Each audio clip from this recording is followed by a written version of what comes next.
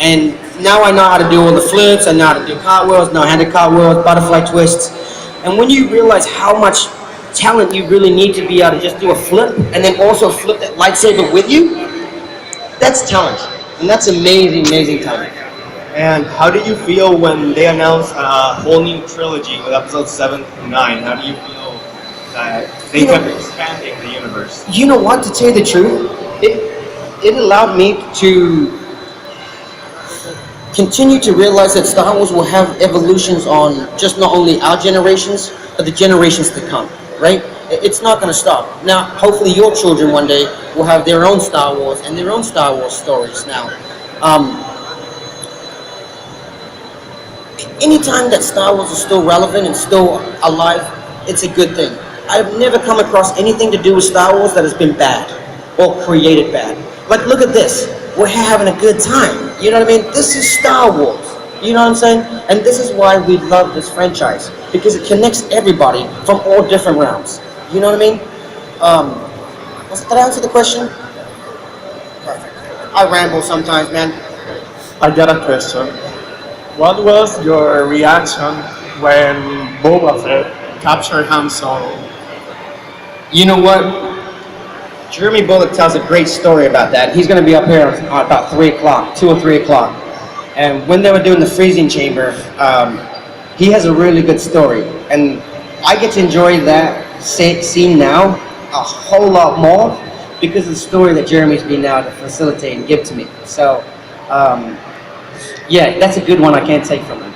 But I thought it was awesome, you know? I mean, it was the first time we ever saw someone getting freezed. These guys.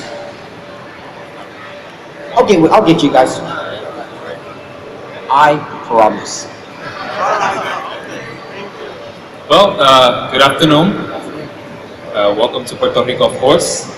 Okay, my question is, you mentioned previously you had no idea once you were grabbing the helmet of Jango Fett, your father, and you were kneeling down and you just putting the helmet on your forehead. However, if you did know that scene was regarding to the death of your father, what phrase would you say afterwards?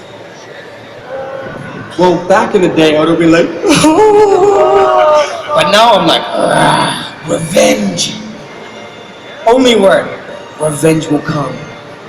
As we've seen in the Clone Wars, I tried to take Mace Windu out a couple of times. It just, it didn't work. I saw that episode too.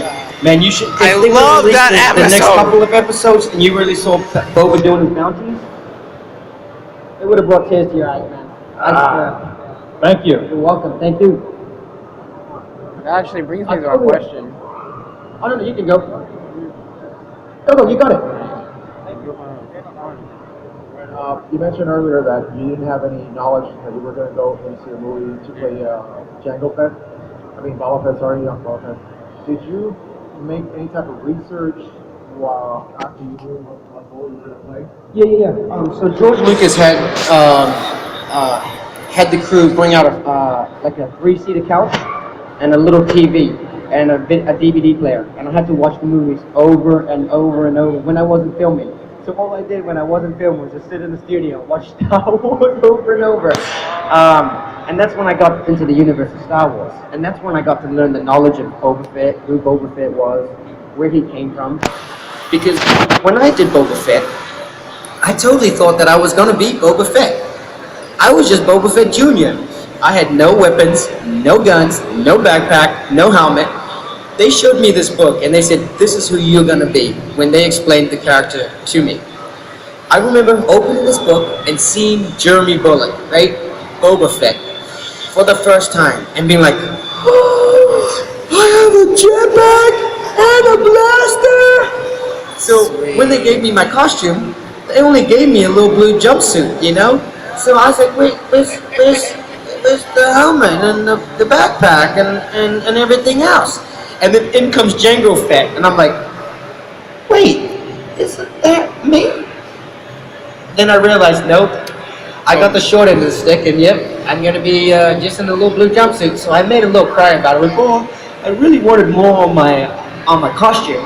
So George Lucas gets a piece of Jango Fett's leather, cuts a hole in it, throws it over my head. He goes, all right, kid, now you got a poncho.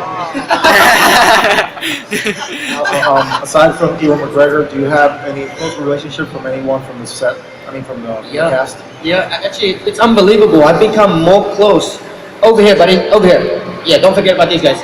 I've become closer with Jeremy Bulloch, Peter Mayhew, all the original cast than I did with some of the extra cast that I worked on my steps. Me and Django Fett came over to Mars